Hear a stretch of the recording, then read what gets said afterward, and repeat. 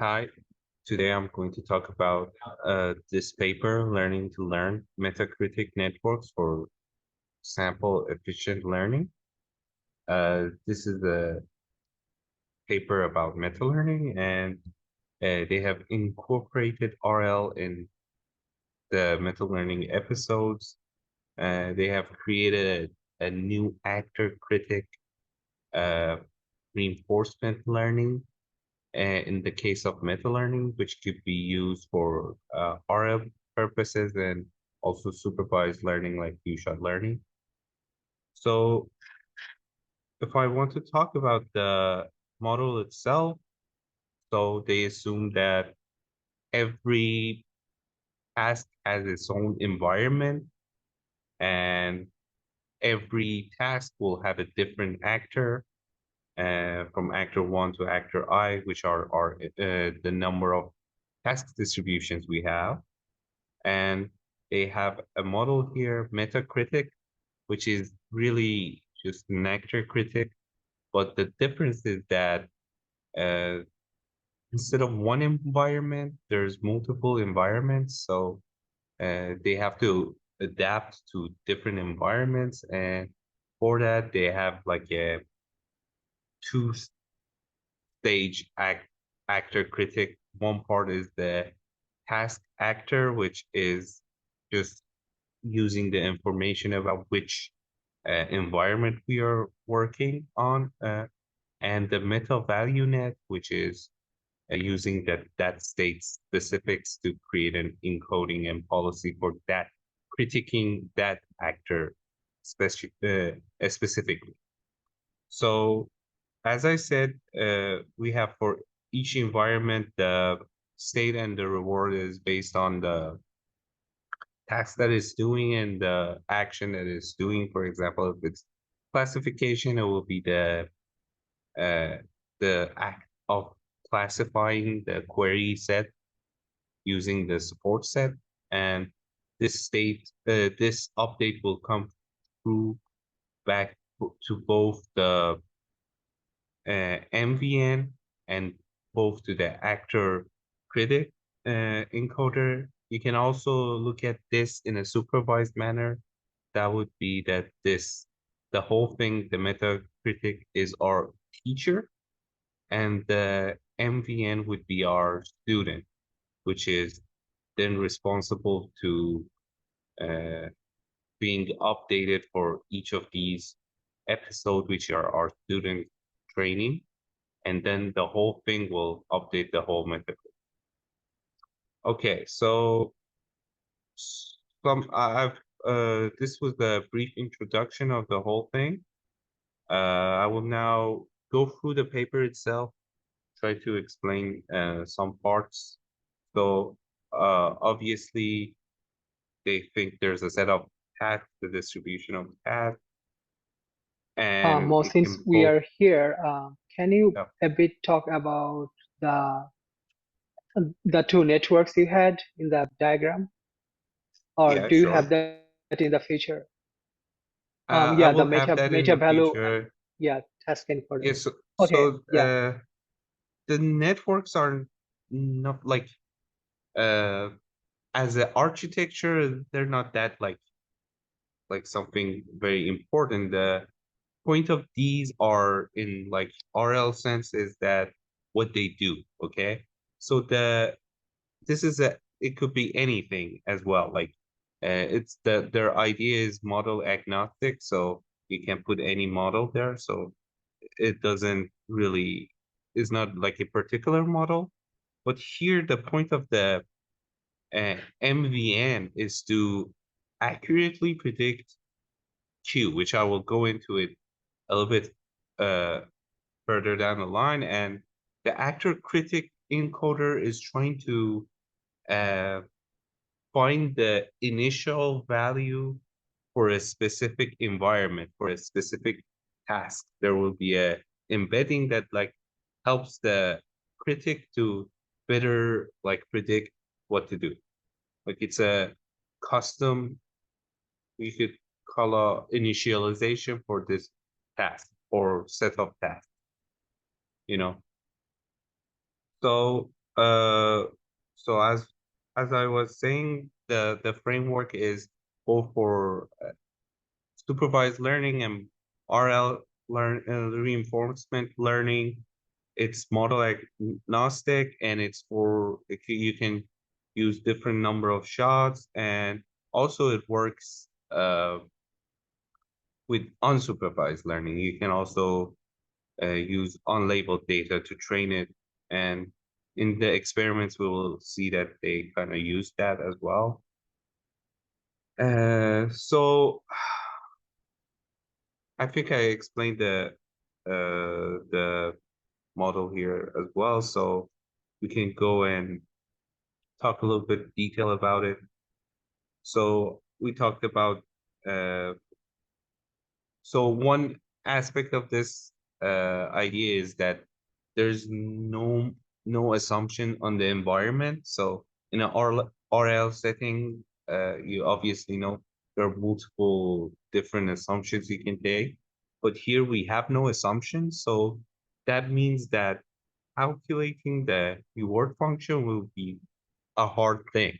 So we kind of don't know the value of the reward, so we cannot compute our reward, then we cannot compute our value function or the value of the state, and we cannot also calculate the value of state action or the Q.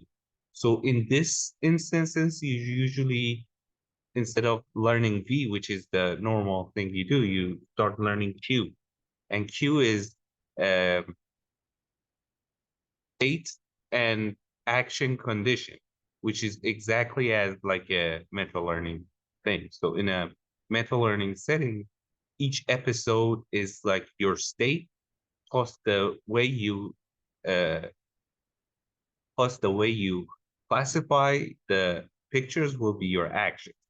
So so you can see that the inner loop could be a cue and the outer loop could be like your policy as well. So they also talk about like sharing, so sharing the weights, because as mentioned before, this is our actor critic, and this part is updated by the inner loop, and this part is updated by the only by the outer loop. But the whole thing is also updated by the outer loop. So you can see we have weight sharing here. So it's efficient, and it also obviously could we can explain this as a multi-arm bandit problem as well. So now let's like talk a little bit about the math of this paper. So the math is not hard. They might seem hard because it's like RL, but usually the math just wants to explain what's happening, and I will try to explain it without really using the math and just try to explain it uh, as a whole. So let's talk about RL. So RL is a you have a player or a game or something like that, and you're at a time step. It's uh, time sequence, and you go step by step, and you get the reward and update your policy, which is how or the strategy that you're playing that game. So so at step S of t, you can see that we're in a state, and we, based on the state we are, we do the action A of t, which is again the action we take, and we will go to a state t of plus one, t plus one, which is our next step.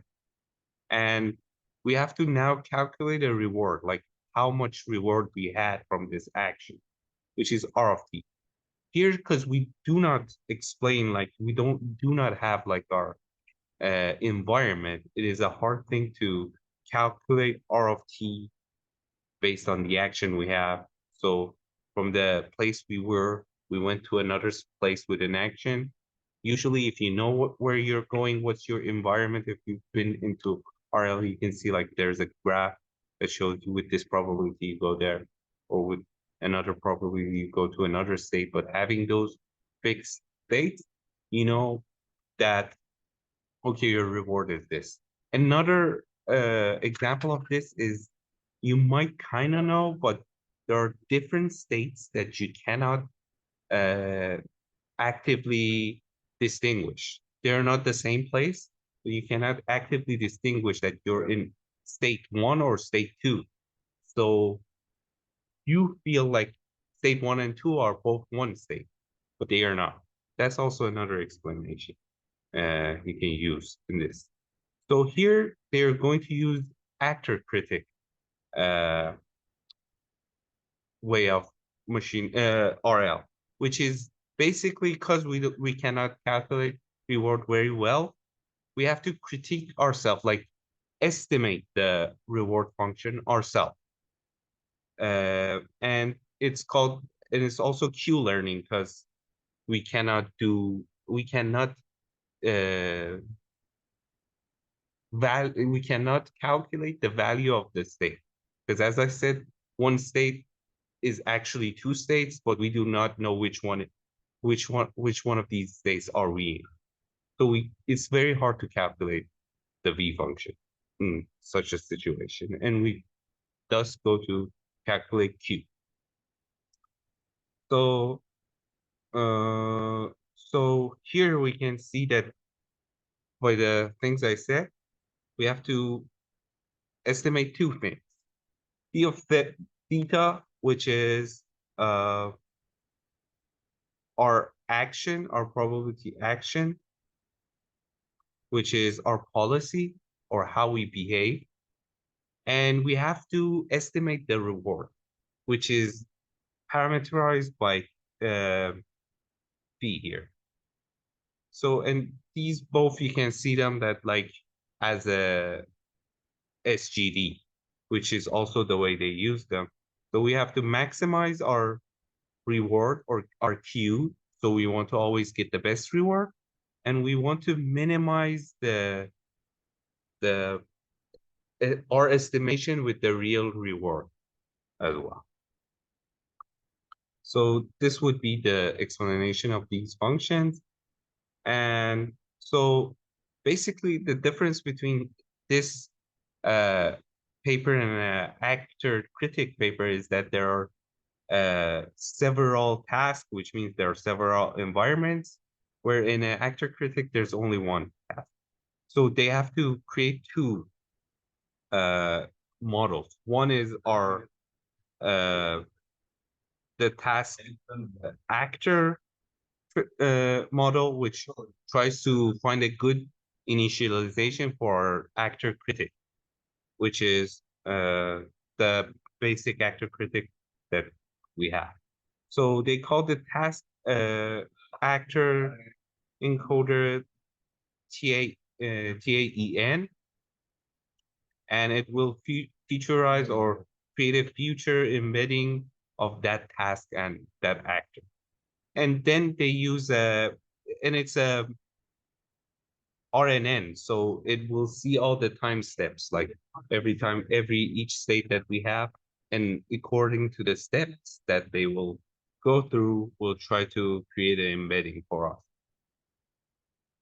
Uh, Meanwhile, we have to also calculate the rewards, and the rewards is calculated based on our Metacritic, which is the whole thing, and the MVP, which is just a simple Uh, uh More, I have one question. yeah. Is it important to use an RNN, or can you use any convolution neural network?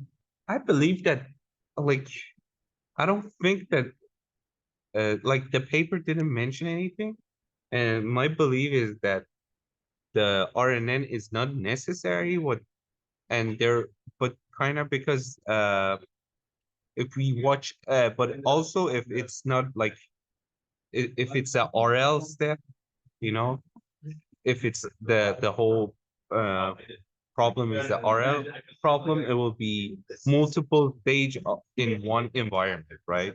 Mhm. So there should be some recurrent there. But if you Right. look at it as a supervised learning method, then one step is enough, and that's what they do as well. So RNN isn't uh, needed. So it kind of depends on what are you solving with your few shot learn. Because in regression terms, you might need a RNN, but if your game is one step, no, you don't RNN.